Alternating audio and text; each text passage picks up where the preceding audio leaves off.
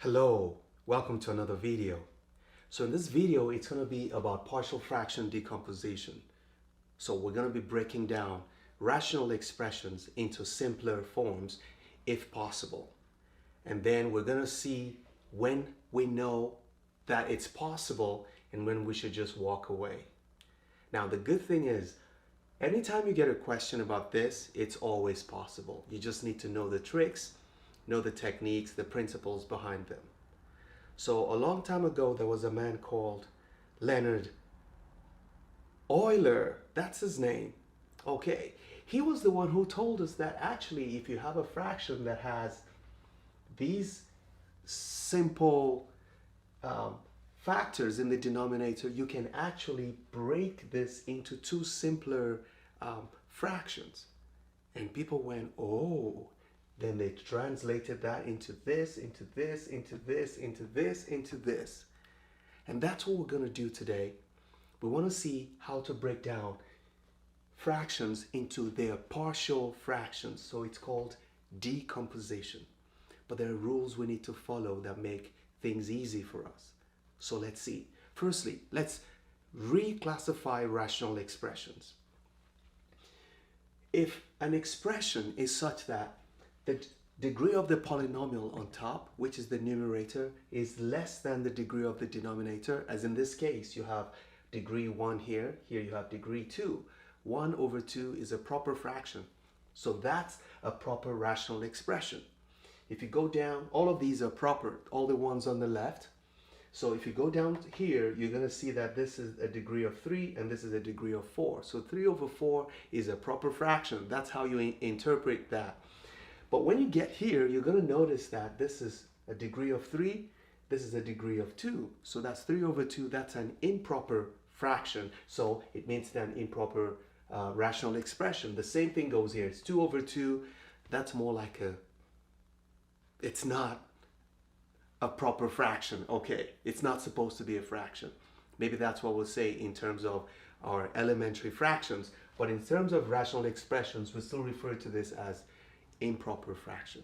So what do you do? Well, we can deal straight with all of these. Just apply the rules, which we're going to go through.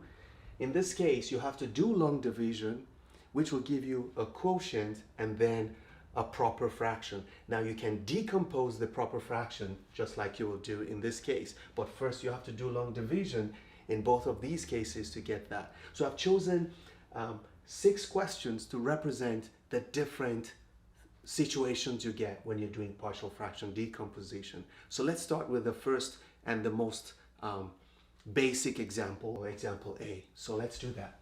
So in dealing with A, the rule for this decomposition is that you will assume constants for the 2. You'll say A over, because this can be factored into linear expressions. Remember that usually most of your questions will lead you to linear factors in the denominator. Okay, now you write them separately, x plus 1 plus b over x minus 1. So the question is, how do you know x plus 1 should come first before x minus 1? It doesn't matter. Okay, by the time you get A or B, it will tell you how to rewrite it. How do you know it's supposed to be a plus? We don't know. But by the time you get the value of B or the value of A, you're going to know which one is positive and which one is negative. So now let's do the algebra.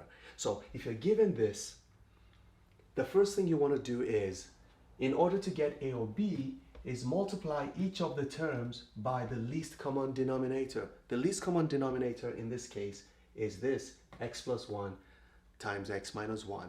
Well, if you do that algebra, you multiply this by its denominator, it's going to cancel this out and you have 3x plus 1 left.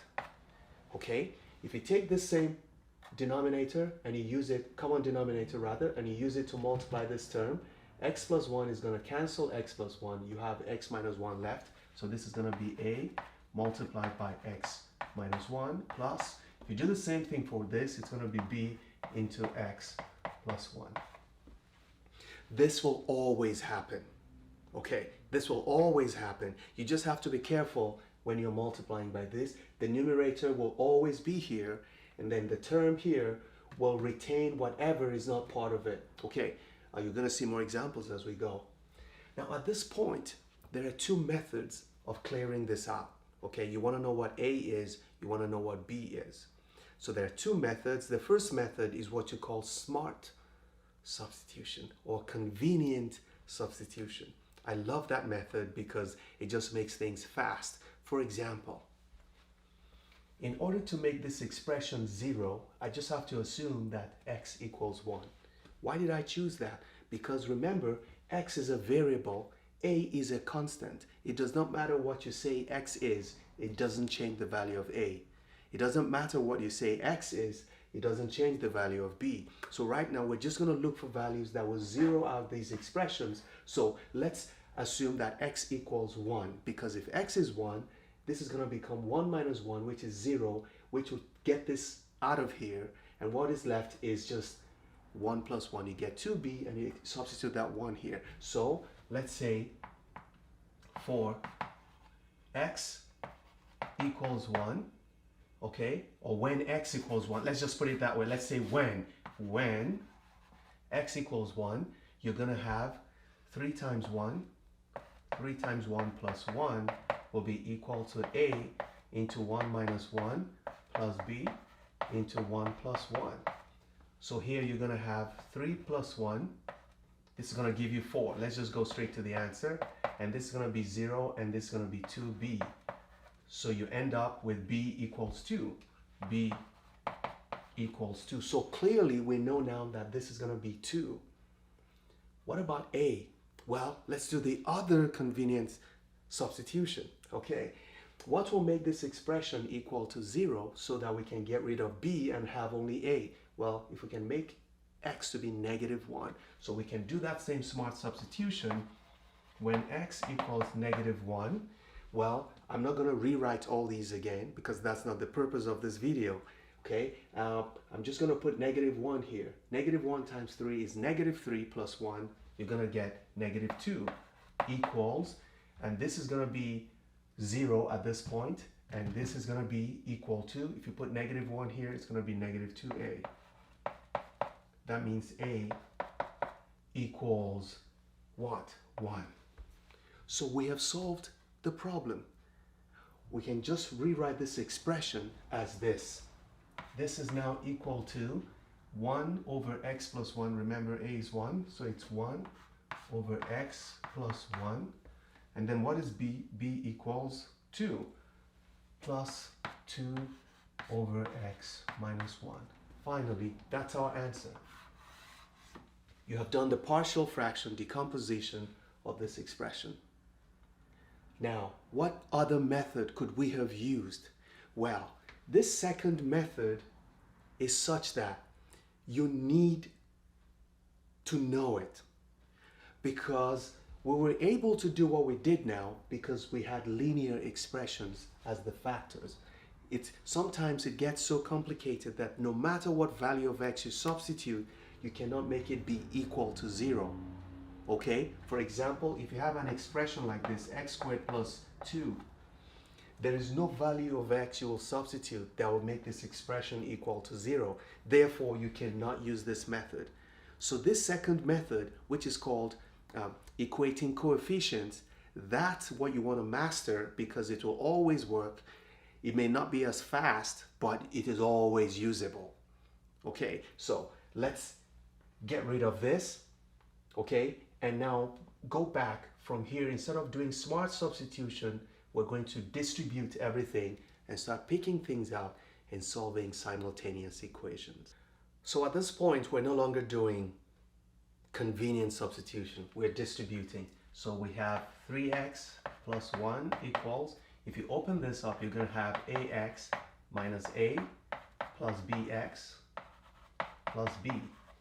Now, because the left-hand side looks like the equation of a straight line, you want to rewrite the right-hand side also. Gather the terms that have x together. So you're going to have ax plus bx, okay, minus a plus b.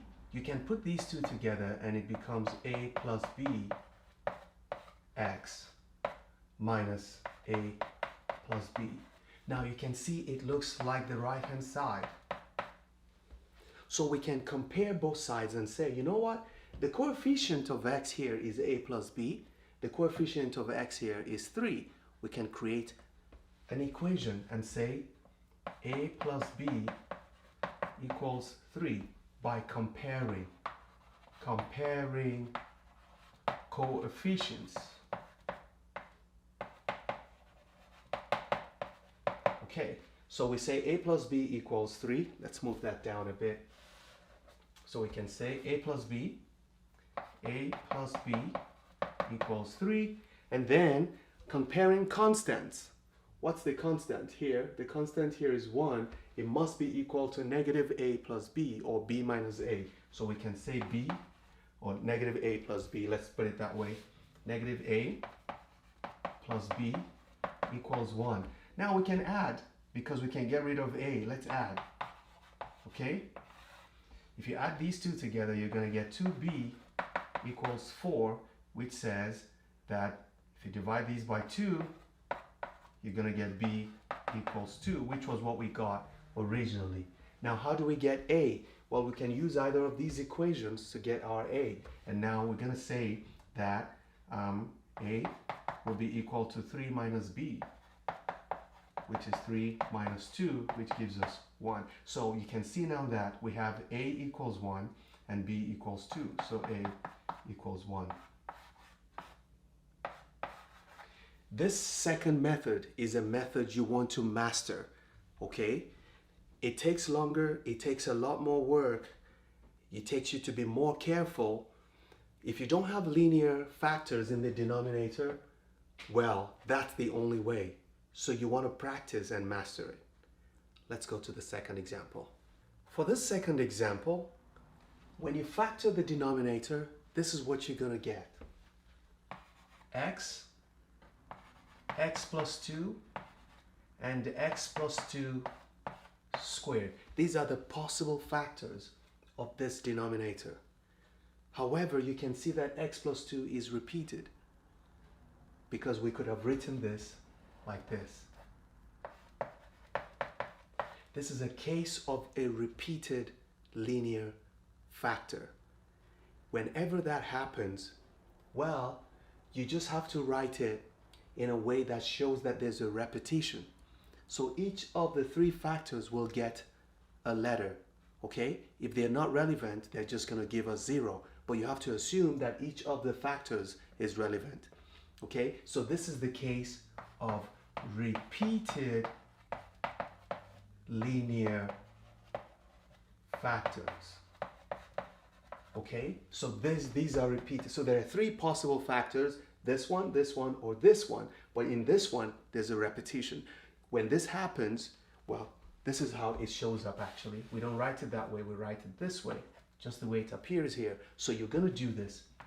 There are three factors, so you're going to write it as a over the first factor plus b over the second factor, which is x plus 2, then plus c over the third factor, which is the repeated one. And that's what you have. That's what we're going to be working with. Let's do it. So as you see, you don't really have to memorize anything. You just need to know what's in the denominator. Okay, there are three possible factors. One is x, the other is x plus 2, and the third one is x plus 2 squared. So now let's do our multiplication like we did in the first example. Multiply each of the terms by this denominator. So if we do that here, we're going to have 1 equals. If you multiply this expression by this x is going to be gone, and then you have this, that's a into x plus 2 squared, plus, if we do the multiplication with the denominator, this is going to take itself out, and then you have just one portion of it left from here, plus x. So it's going to be bx into x plus 2. And lastly, if you do this here, you're going to have plus c x. Okay. Can we do convenient substitution? Yes. So the good thing about this is that you can use it. If it stops working, then you switch to whatever works, okay? But right now, if I make x to be 0, if x is 0, it takes out the c. It actually takes out the b also, because 0 times anything here. Now I can just get what my a is. So if x equals 0, then I'm going to have 1 equals, all of these are going to be zeros, and then this will be 0 plus 2, then squared will be 4a. Ooh. Now I have my a equals 1 over 4. That's it. Let's do another kind of substitution. What would get rid of a for us? Well, there's something. If we make x to be -2. So if x equals -2, what we're going to have is, this is going to become 0, this is going to become 0, and everything becomes 0 here except this. So we're going to have 1 equals -2c, which means that c equals -1/2. Okay, that was easier than I thought. Okay, so let's go to the third one. Well, we've done the 2 possible substitutions and we're stuck. We need to get b. b is in the middle of it. So there's no substitution to make. We now have to distribute and compare coefficients that are convenient for us, okay? There's still some convenience. So let's distribute this. What you have is 1. You know, we can actually do this. We don't need to focus on this anymore. We don't need to distribute everything. Just tell yourself, where will I see b? Well, I will see b beside a square, because when I multiply this by this, it's going to be bx squared. Okay? And that's all. Now, does this contain a square too? Yes. What will be the coefficient of the square? It's going to be ax squared when I open this up. Let's do it. Let's just do it. This is going to be a, and if you distribute what's inside, it's going to be x squared plus 4x plus 4. Then this is going to be plus bx squared plus 2bx. And then this is going to be plus cx. So just compare all the coefficients of x squared. Well, let's rewrite this. This is going to be ax squared plus 4ax plus 4a plus bx squared plus 2bx plus cx. Really, you don't have to do all of these once you've found where you're going. Now, I'm just going to stick to the coefficients of x squared. What's the coefficient of x squared on the left-hand side? There's no x squared, so it's 0. What's the coefficient here? It's a, and there's another one, plus b. So a plus b equals 0, which means a is negative b and b is negative a. So I can say that b equals negative a, which is equal to negative, what is a? 1/4.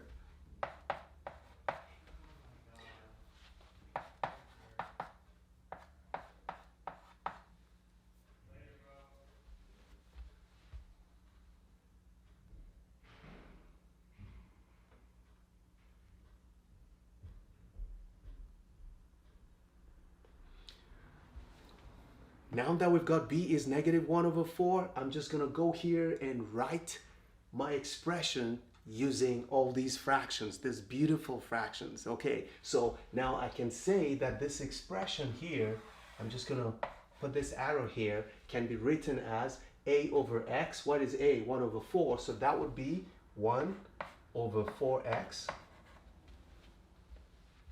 Okay, that's what this 4 will drop down. Okay, remember, when you get fractions, that's the effect it's going to have. What is b? b is -1/4, so it's going to be -1/4 into x plus 2. And then your c is -1/2, that's going to be -1/2 into x plus 2 squared. That's our partial fraction decomposition. So the first one, linear factors in the denominator. The second one, you have repeated linear factors in the denominator. This will always happen So master it. This is the third situation you can get. And it's a case where you do not end up with linear factors in the denominator. What you end up with is a quadratic. A quadratic you cannot factor, a quadratic you cannot solve. It's just a quadratic that's tough to deal with, and you just have to leave it the way it is. So what would you do? So let's first try and take out the common factor here. If you observe, this is going to look like this. 2x plus 1 over x into x squared plus 5. Now looking at this, this is a quadratic that will not give you real roots if you try to solve it, because b squared, remember, that's another way to check the quadratic. Whenever you get a quadratic as part of the factors in the denominator, you want to write it out. Look at this, x squared plus 0x plus 5. If b squared is less than 4ac, then there's nothing you can do. You have to apply the rule I'm about to show you. So just make sure, if you cannot, you can see this cannot be factored. If you try to solve this, you're going to end up with x squared is equal to, when you say x squared plus 5 equals 0, your x squared will be equal to -5, and then x will be equal to the square root plus or minus the square root of -5. Well, this will not give you real answers. You're going into the complex numbers region. We don't want to do that. We don't want to deal with complex numbers. We're talking about real roots, because according to Euler, this only works when you have real roots. Okay, so we don't want to go into the complex area. We only use this so whenever you cannot solve this, okay, there's no easy way for you to solve it without getting complex numbers. Just know you cannot do anything. Leave it the way it is. This part here, this factor is called an irreducible quadratic. Okay, so you cannot reduce it, you can't solve it, which means we can't apply the rule we used in the first and in the second, because those were linear. And make one observation. When we broke this down, we wrote it as 1 over x plus 1, a, and then b over x plus x minus 1. Now what we're going to do in this case, because we can't break it down into a first degree or a linear polynomial, what we're going to do is, you see this degree is degree 1 and this is degree 0. When we have a quadratic that we cannot break down, so we're going to write x squared plus 5, but the numerator will not just be a constant. It has to be a linear, because it will be 1 degree below this. So remember that the numerator is 1 degree below the denominator. So instead of us writing just a, we're going to be writing ax plus b. 1 degree below the denominator. Remember that. That's all you need to know. So this partial fraction is going to be this. It's going to be a over x plus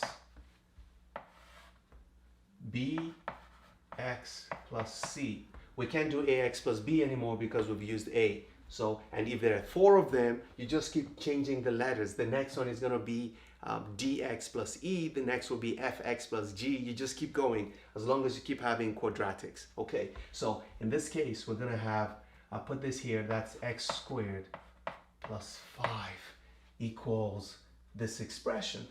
Okay, let's write it again, 2x plus 1 over x cubed plus 5x. So the next thing to do is just to do what we usually do, multiply by the denominator. If we do this, the numerator is coming down, 2x plus 1 equals, and on this side, we are going to be multiplying, we're going to have a into x squared plus 5, and on this side, we're going to have x into bx plus c. Okay, so now we can do a convenient substitution because this will take this out if you make it 0. I would like to do that. Yes, let's do that. Let's make x 0. So we say if x equals 0, then this is going to be 1 on this side because this would be 0 plus 1, that's 1. This is going to take this out because 0 times all of this will be 0, and this would be 0 plus 5, which is 5a. That's 5a. That makes a equal to 1 over 5. Okay, looks like we're good. Now there's no more smart things to substitute because yeah, it's not gonna work. So now we need to distribute the right hand side and equate coefficients the convenient way. So let's see. 2x plus 1 will be equal to, if you open this up, you have ax squared plus 5a plus, this is going to be bx squared plus cx. Okay. Hey, what about the coefficient of x? Look at this. There's only one coefficient of x on this side, and that's cx. There's only one coefficient of x on this side, that's 2x. It means 2 equals c. C equals 2. Check mark. Check mark. Let's look for a third one, a smart one. Okay, what about the coefficients of, what about the constants? No, there's only one constant. We already used it. Okay, we used it. I forgot. Okay, so you see, it's still true. 5a equals 1. Okay, if we use constants at this point. But now we can only use the coefficients of x squared, which will be a plus b equals 0. Okay, equating coefficients of x squared, we're going to have 0 equals a plus b, which means b equals negative a, which will be equal to negative 1 over 5. Therefore, we can go back and just write our partial fractions. Interesting. So, at the end of the day, let's put it here. Okay, at the end of the day, this partial fraction here is going to be written as a over x, that's 1, that implies 1 over 5x plus, what's on this side, bx. What will bx be? That would be negative 1 over 5x, negative 1 over 5x plus c. What is c? c is 2 plus 2 all over x squared plus 5. Well, if you do the math on top here, you're going to end up with 10 minus x. Okay, so this is going to be, if we rewrite this, so that's just your simple algebra you got to do. That's going to be 1 over 5x, okay, plus 10 minus x over 5 into x squared plus 5. That's what I think the answer should be, and I think it's correct. Well, let's work this out up here. This is going to be negative 1 over 5x plus 2 over 1. The least common multiple is 5.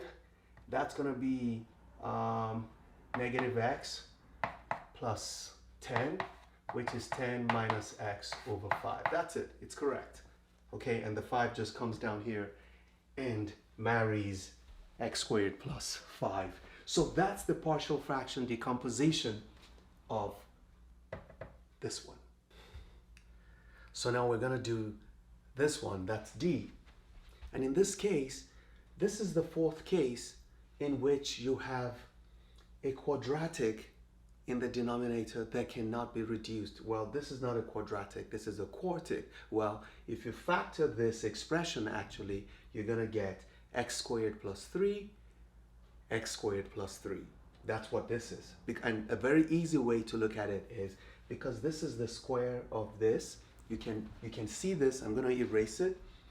You can see this as y equals x squared, so that y squared is x to the fourth. So if you put y here, you're going to have y squared plus 6y plus 9. And when you factor this, you'll see that it's y plus 3 squared, which means this expression here is actually x squared plus 3 squared. So this is a quadratic that is irreducible because you can't actually get any real value of x for which the square of a number added to 3 is going to be 0. You know, it doesn't happen like that. There are no roots that will give you that. So this is one of those cases where the quadratic cannot be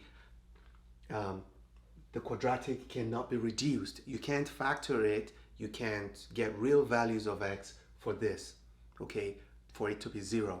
So in this case, what is the rule when you have this situation where you have a repeating? Remember that we had that case here, but there was only one of it. We had x into x squared plus 5, but now it's repeating. Well, if it's repeating, we just apply the same rule of repetition. Remember what we did when this was repeating? Okay, the same thing you did, you just have to repeat it. Now, we're going to rewrite this. It's going to look like this. This is going to be, now when you have a quadratic that is irreducible, remember that the numerator has to be a linear expression. So that's ax plus b over what you have here is x squared plus 3. Then, because it is repeating in that expression, it's going to be plus cx plus d over, you just put the second one, which is x squared plus 3 squared. And that takes care of the problem. Now, all we have to do is do our regular math and try to find out what a, b, c, and d are. Let's do it. So the first step at this point is to multiply each of the terms by the least common denominator, which is this, which is also this. So if we multiply, we're going to have the numerator here, 3x cubed minus x squared plus 7x minus 3 will be equal to, what we have on this side is going to be ax plus b multiplied by x squared plus 3. And then in the third one, by the time you multiply this term by this, you're just going to have the numerator plus cx plus d. So if you notice, if it looks as if it's getting more complicated, the solution gets less complicated. That's a good thing. You see, we don't have to multiply on this side. So at this point, what can you do? Can you do zeros? Yes, you know, we can actually do zeros. If we say x equals 0, let's see what's going to happen. If we say x is equal to 0, what you're going to have will be, this is going to disappear because you multiply it by 0. This is going to disappear, so you'll end up with maybe, let's put x equals 0 and see what happens. Okay, so if x equals 0, you're going to have 0, 0, 0, and then you have negative 3 left. Negative 3 equals, this is going to be 0, so what you have left will be b multiplied by 3. You see, this would be 0, 0, so you have b left and 3 here. 3 times b is 3b, and then this becomes a 0, and you have plus d. Okay, that's some equation we can come back to and get something out of it. What else can we do? It looks like there's nothing else we can do other than to just open up what we have and see. Let's open this up. So we're going to have 3x cubed minus x squared plus 7x minus 3 equals, if we multiply this by this, we're going to have ax cubed, and this times this is going to be plus 3ax, and this times this will give us plus bx squared, and this times this will be plus 3b, and then plus cx plus d. So what is it that we can easily use? You see, you want to start from the highest powers, okay? So now if you look at x cubed, the coefficient of x cubed here is 3. The coefficient of x cubed here is a. That's your answer. A equals 3, because that's the only coefficient of x. So we can just say here, a equals 3. by equating coefficients, okay? I don't want to keep writing that. What other coefficient can we compare? Let's go to x squared. If you look at x squared here, there's only one, negative 1. How many x squared do you have? There's only one. So it means b equals negative 1. So b equals negative 1. Answers are just flying in. Now that we know b is negative 1, we can go here and actually get what our d is, okay? From here, we can see that d will be equal to 3b plus negative 3 minus 3b. Let's just plug in the numbers, okay? Let's do it here. Don't get too excited. Okay, so we're going to have negative 3 equals 3 times negative 1. That's 3 into negative 1 plus d, which means negative 3 equals negative 3 plus d. That looks like d is going to be 0, okay? That implies d equals 0, okay? Let's write it here. D equals 0. From here, you can only get a 0. Okay, so what is left? C. Let's see all the coefficients of x, because c is a coefficient of x, so we can actually go here and say the coefficient of x here is 7, okay, and it's equal to all the coefficients of x on this side, which are 3a and c, so equals 3a plus c. What is a? 3a. What is a? A equals 3, so 7 equals 3 times 3 plus c. Okay, which means that c equals negative 2. That's it. So we have all the letters together. Now, we're just going to go up here and put the numbers in, and we're done with this one. See, it's interesting. Sweet. Lovely. Okay, let's do this. So, finally, this expression is going to go back to ax plus b. 3x plus, that would be 3x minus 1. That's what's going to happen here. So it implies that this expression, the partial fraction decomposition, will be 3x minus 1 over x squared plus 3. Then, what's happening? What's c? C is negative 2, and what's d? D is 0. So since c is negative 2, it's going to be minus 2x. Well, plus 0, we don't need to add 0 to it because d does not exist, over x squared plus 3 squared. That's it. For the final portion of the video, this is an improper fraction, okay? This too is an improper fraction. Just trying to make this video short. That's why I chose this one. It's virtually the same thing, actually. But you cannot do anything to this because this is improper. You have to first divide this by this using long division. So let's do that quickly. This is going to be like this. You're going to write the numerator, x squared plus 1 inside, and x squared minus 1 on the outside. So the question is, when you divide this by x squared, what would you get? You get 1. Or what do you need to multiply this by to get this? Well, it's positive 1. We write that here. And then we multiply 1 times x squared, you have x squared. 1 times negative 1 is negative 1. We do our subtraction. X squared minus x squared means this is gone. And then 1 minus negative 1 will be positive 2. That's 1 minus negative 1. That's positive 2. So your answer is 2. And that's the remainder. That's all you have to do. So this expression actually has a quotient of 1 and a remainder of 2. And you remember how we write fractions. We say that if you have 3 over 2, the quotient is 1, the remainder is 1. But you write it like this, where this was the divisor, the denominator that you had before. So we're going to write this as the quotient. This is equal to 1 plus, because this is 1 plus half, okay? So it's 1 plus 2 over x squared minus 1. That's another way of writing this expression. It's writing it this way.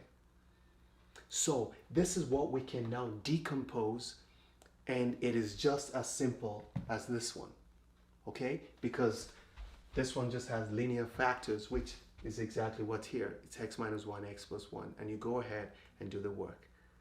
The only task you have to perform when you have improper rational expressions is to do the long division like I just did.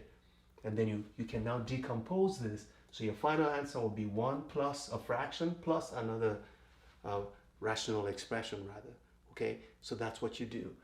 Maybe I should do the division of this quickly so I can help some people who are not sure what to do with this one. So let's do it. So this is how you do this long division. What would I multiply this by to get 2x cubed? Well, it has to be 2x. I take this 2x, multiply this, I get 2x cubed. Then 2x times negative 9 gives me negative 18x.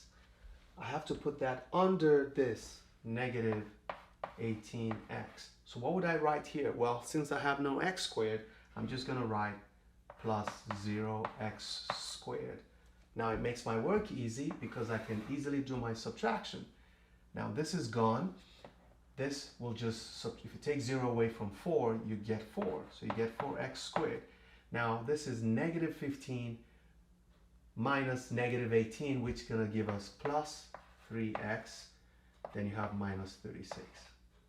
Okay, next question is, what would I multiply this by so that I can, so I can get 4x squared? Well, it's going to be positive 4. So that's plus 4. This is going to be 4x squared. 4 times negative 9 is going to be negative 36. So I'm just going to put that negative 36 here.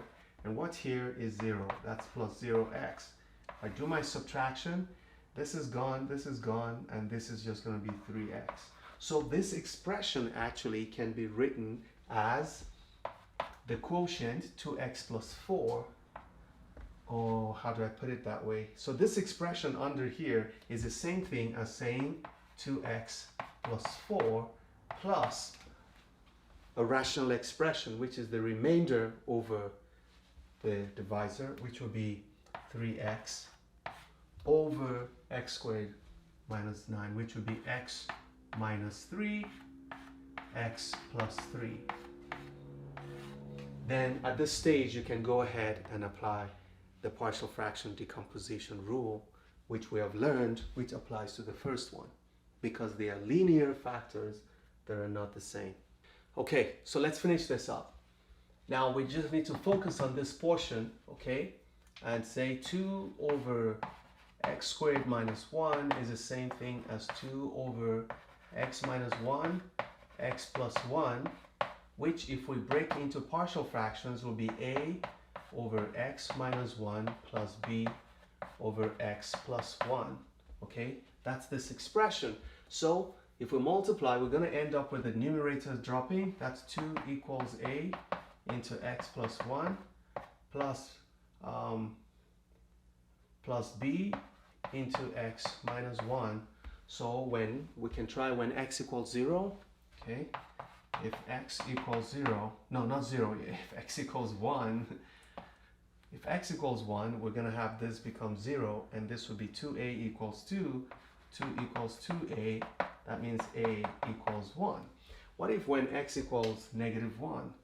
If x equals negative 1, this is going to 0 out, and this would be the other way around, and then you have 2 equals negative 2b, which means b equals negative 1. So that's it. We can go back now and say that our original expression here, okay, is equal to